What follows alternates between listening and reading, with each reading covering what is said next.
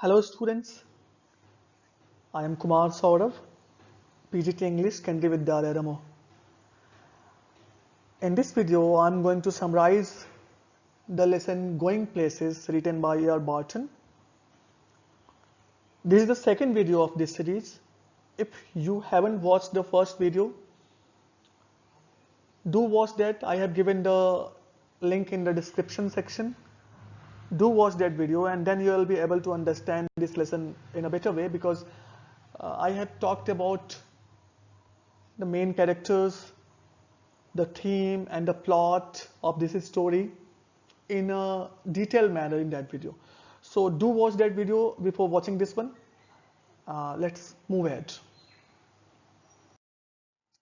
Okay, so we are going to summarize this story on the basis of these main points.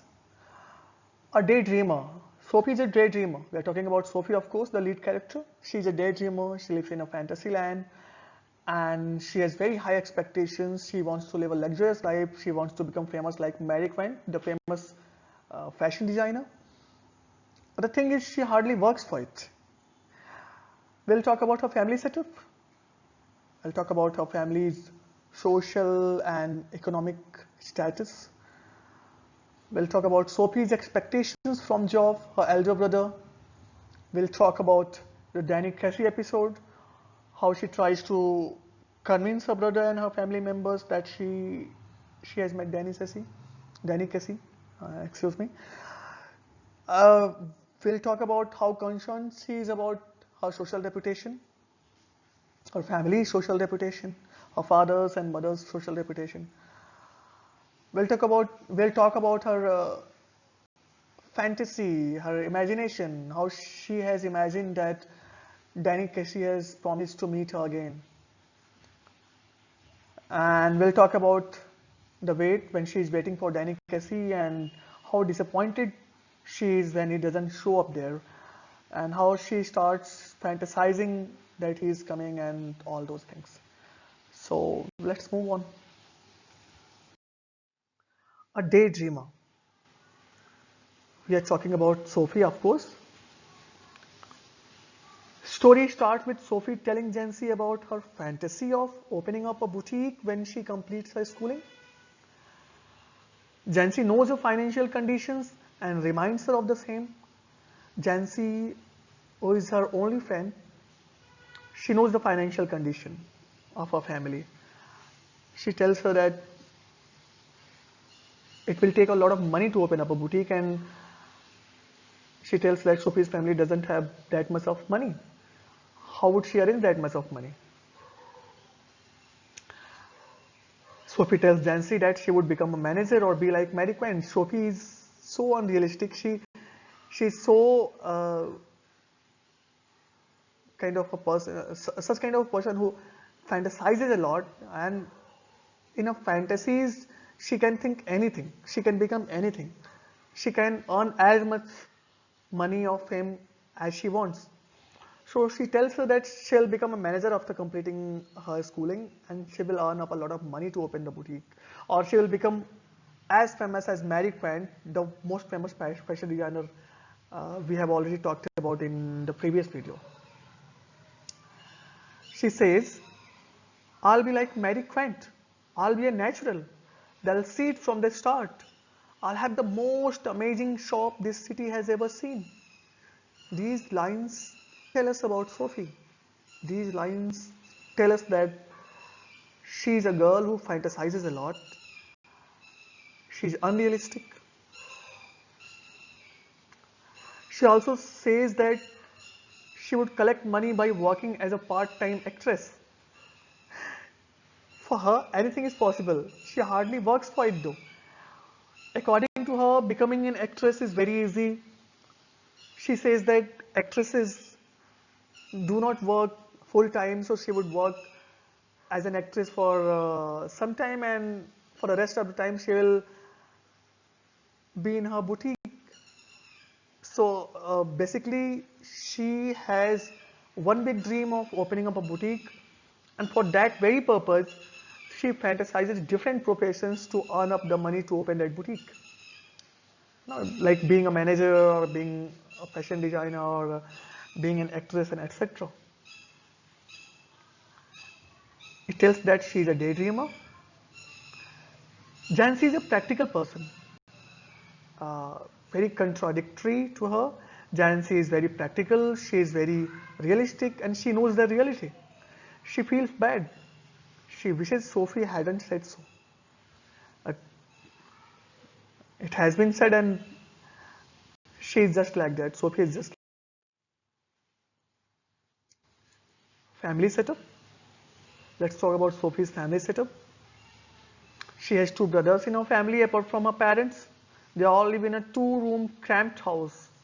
That house is very cramped. Those houses are very small. Those rooms are very small, and they somehow manage in that. Those five people. Her father hardly earns enough to keep her family up and running. He doesn't like Sophie. He's irritated with her false stories and fantasizing. When she says that she'll buy a boutique once she has collected enough money, he says, huh, if you ever come into money, if you ever come into money, you'll buy us a blessed, decent house to live in. Thank you very much. It shows his attitude towards us. It shows that he doesn't believe her. It also shows the condition, the economic condition of that family. She doesn't have a good house to live in. They do not have a good house to live in. And her father's only dream is to have a decent house. Her mother is a housewife. Her elder brother Geoff is a mechanic apprentice. He is a practical person. He hardly talks. According to the author, read these lines. According to the author, words had to be prized out of him. Let's read it again. Sorry. Words had to be prized out of him like stones out of the ground. Means making him speak was as difficult as taking out stones off the ground, taking stones out of the ground. So he was very introvert. He didn't like to talk much. Maybe he would have been talking outside, but at home he was like that. Sophie is very jealous of his silence. Why jealous? She wants to know a lot more about his personal life. She wishes to be included in his life, but he never talks about his life. Not with Sophie at least. She wants to know about his personal life. She wants to know what does he do outside.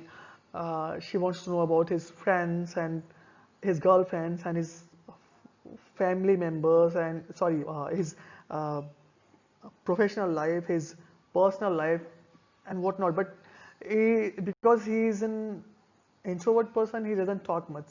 At least he doesn't talk much with Sophie or his family members. He might have been talking with his friends outside, but he's very introvert or very shy or very calm or very, uh, less spoken person at home. She has a younger brother, Derek too, who is too young to understand all this, and is very little role of Derek here in this story. Sophie's expectations from Geoff, her elder brother. When Sophie goes into Geoff's room, she finds out that he is busy with his bike. She feels jealous of his silence, his personal life, the life he lives outside. She wants to know more about him. She wants him to take her on a ride. She imagines that they both are dressed in grand attire and riding the bike. You know, these lines too tell about the fantasies she had.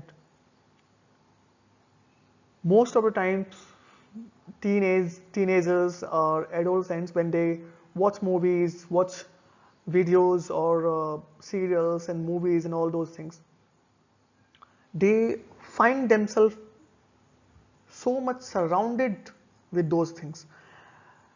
They imagine themselves to be that person what they are watching on that big screen. And same happens with this girl Sophie. She imagines that they both are dressed in grand attire and riding the bike. To be precise, she imagines that her brother is wearing black jacket and everything black, and she's sitting behind him wearing yellow dress, kind of a dress of, cape, which is called cape, or dress you must have known about. She imagines her cape flying in the air as it happens with an actress in a movie. She imagines that when she would be accompanying her brother, and when her brother would be driving, her dress would be flying in the air, just like a dupatta of a girl, the way it happens in movies. And people are standing and clapping to welcome them. She visualizes that when they both would go out, they both would be riding the bike. People around there, people in the streets, people on the road will stand up, they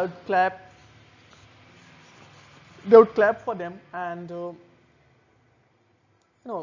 they would appreciate them, they would admire them, they would be in awe of their attire, their grandness, their luxury, their luxurious life, etc.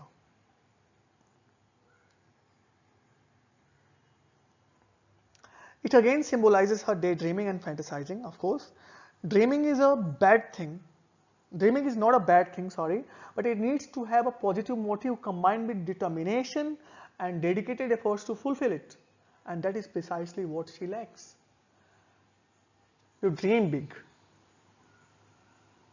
and you do not do for it, you do not do anything for it, then it is useless.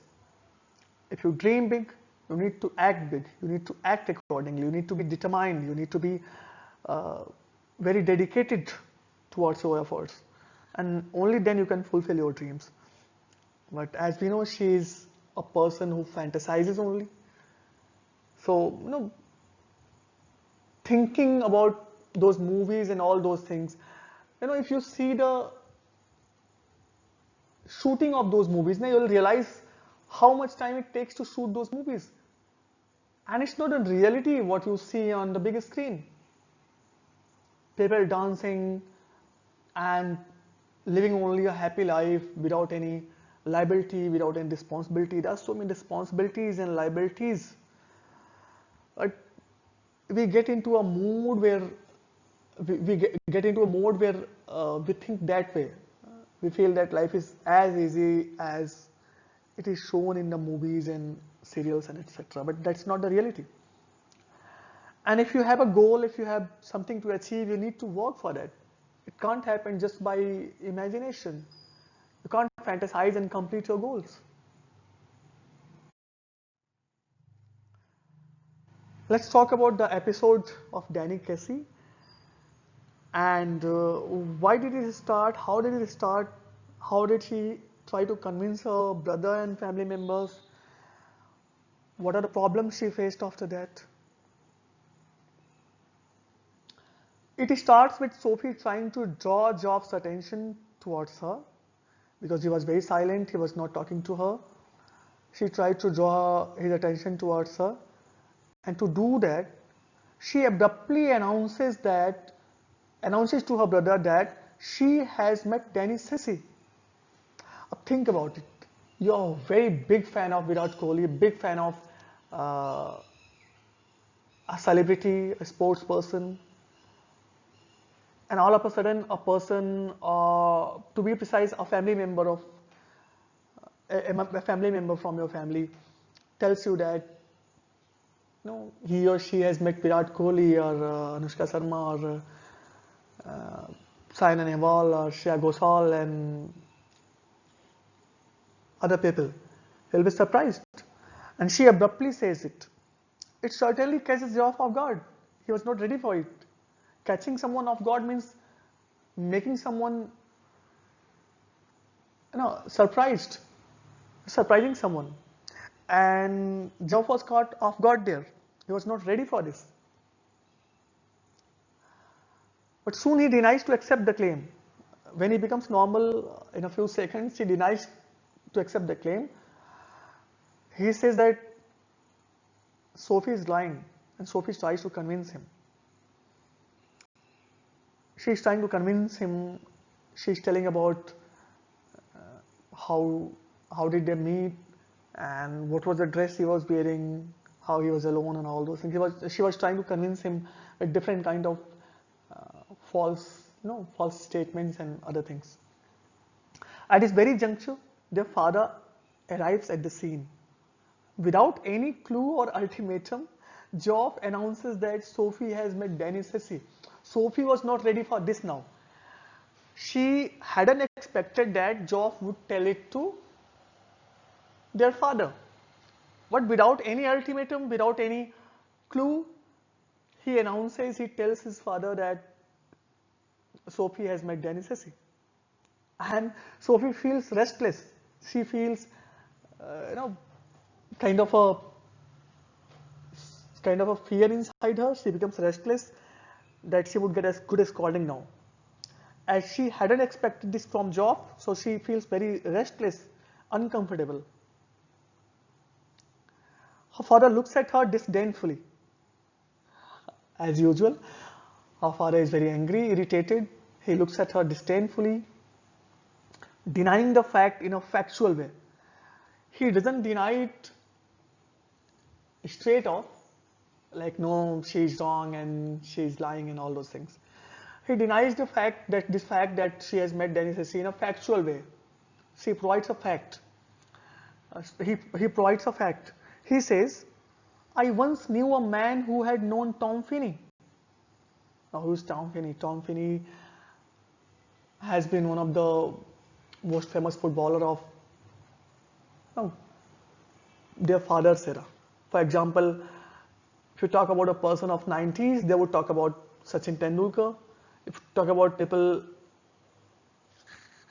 in 80s and 90s, they would talk about Sachin Tendulkar, Kapil Dev. 90s and some part of 2000, they'll talk about Sachin Tendulkar, Rahul Dravid and VVS Lakshman. So he's talking about Tom Finney. He was very famous in his era. So he's saying that I once knew a man who had known Tom Finney, but that was a long time ago. He's trying to say that meeting a footballer of Tom Finney's caliber or Danny Cassey's caliber is a very rare thing. It is very difficult. It is unheard of. It is almost impossible. This way, he tries to deny the fact that Sophie had met Danny Cassey or there was a chance of it. Geoff and his father indulge into a verbal tussle over who is superior, Danny or Tom. They forget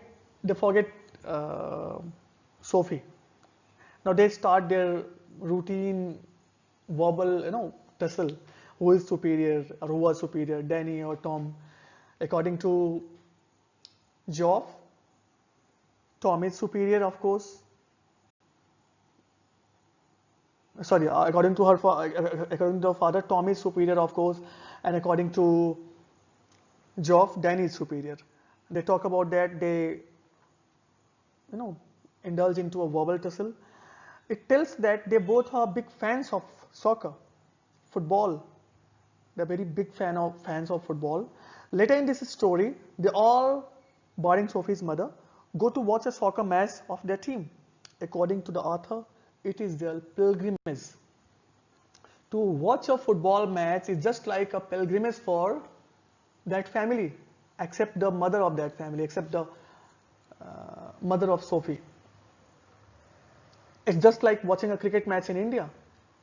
Here, cricket match is known to be as a religion. Sachin Tendulkar is known as a god. And now you have Virat Kohli and Rohit Sharma and so many different players playing here. But the status Sachin had got was very different. So it made cricket so much famous in India that it is treated as a religion. In the same manner, in England and so many different countries, football is as a religion. There are small clubs there. They follow their clubs. They treat those players like gods. They treat those players like anything. So for some time they forget that. They forget what Sophie has said, and they start a verbal tussle. They start talking to each other. They start trying to prove their own points. Who is better? and they have a bubble tussle, and Sophie is kind of relieved a bit that at least she's out of the context. Concerned about social reputation.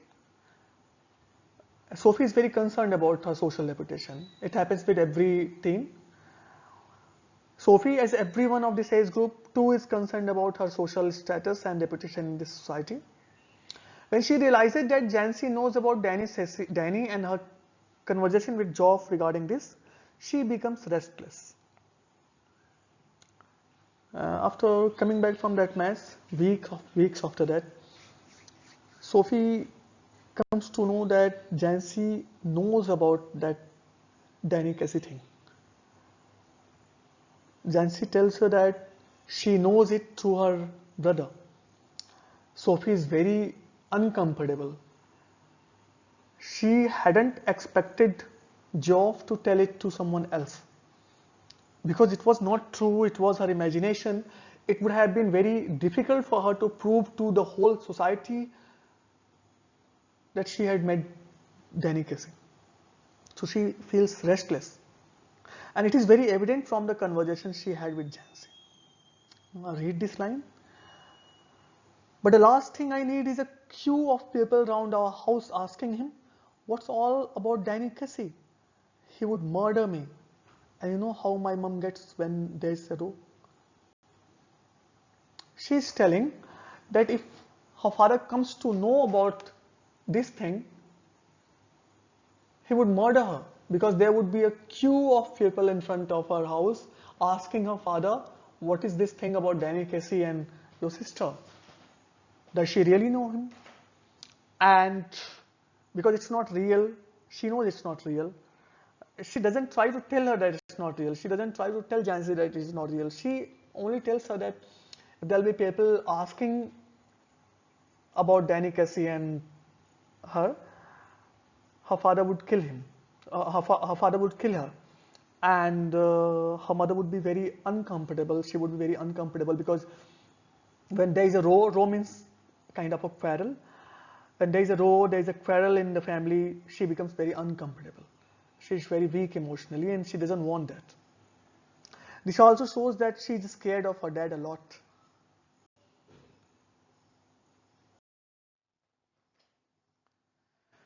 According to Sophie, Danny Cassey had promised her to meet again. Actually, she is trying to convince her brother. So he would take her out, he would include her more in his personal life. While doing this, in doing so, she makes so many false statements. She states so many false statements. She creates so many false statements. And the biggest one is that she tells her brother that Danny Cassey has promised to meet her again. Sophie tries to convince Geoff that she has really met Danny, although he is always doubtful. To tell Sophie that he tells Sophie that Danny must have strings of girl behind him. He asks Sophie, why would a person like Danny Cassey follow you? He must have so many girls behind him. Why would he follow you? You are just a teenager. You are just a school-going girl. Not a college-going, school-going girl. Why would he follow you? Why would he be behind you? She replies that he hasn't. He is very alone. She tells Geoff a false story about how they met. She tells him that they met in a marketplace and she recognized him. She talked to him. While talking to him, she came to know how alone he was. She tells that he's not a person like others who follow so many different girls. He just talks to her. So all these claims are made by Sophie. To prove the authenticity, she claims that Danny has promised to give her an autograph during next meeting.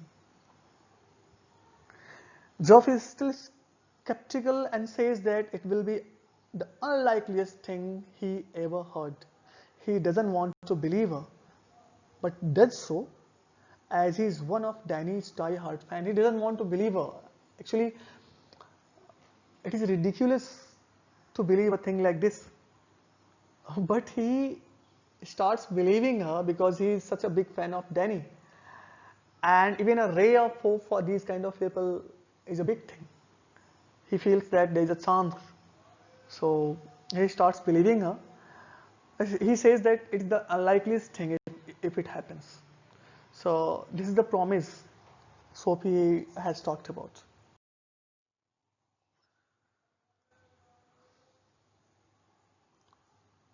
The wait, disappointment, and fantasizing. This is the last part of this story. Sophie has to prove that she is right. She has said a lot to Geoff. She can't back away. It has become a matter of pride and social status for her now. She goes to the place she has imagined for the meeting. She sits down on the solitary bench under the elm tree. She visualizes the arrival of Danny, her reaction and aftermath of it. She visualizes how Danny is coming and how would she feel, how shy she would be, and what would be her reaction, how would they start talking, and all those things. She also visualizes about the look on Danny's face, his eyes, and all those things. He doesn't arrive because it was a fantasy, as we know. He doesn't arrive as it is a fantasy only. She starts feeling disappointed as well as scared. Scared of being taunted by her family members. She's scared of the anger of her brother Geoff. She's also scared that he would never entertain her again. She's scared that he would never be included in the personal life of her brother Geoff. She's scared of the disdainful look of her father, questions of her younger brother Derek, and disappointment of her mother. She's scared of the reactions of her family members. She starts to walk back to her home, telling her that she met Danny, and only she could understand it. To make her comfortable, she visualizes that she met Danny Cassey. They talked, he went away, and she's trying to tell her mind that actually Danny Cassey met her. Because she's very scared, she's very restless, she's trying to comfort herself. This is why we must not make false statements. We must not state false statements in front of people. We must be realistic, practical. Our dreams must be practical and realistic, and we need to focus towards the process of completing the dream. We can't dream this way and be happy. She's not happy, she's sad, she's scared of her family members, the reactions from her family members, the ignorance she'll get from her family members.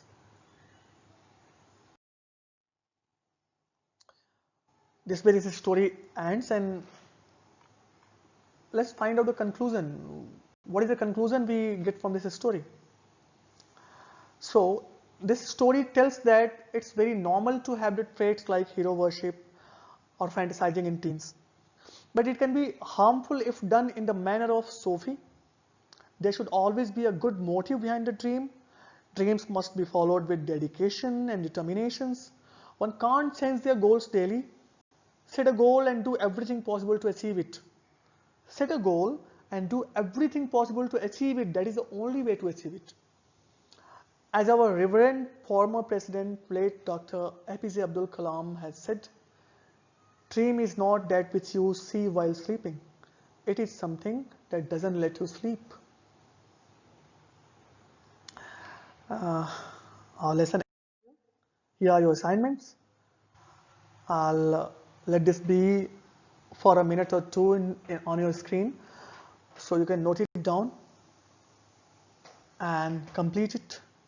Do share your assignments on the email ID given in the description.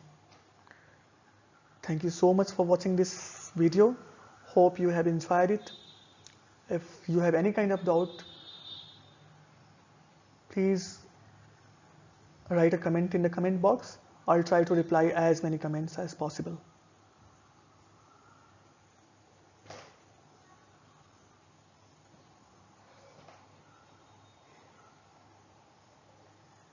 You can pause this and note down the assignments.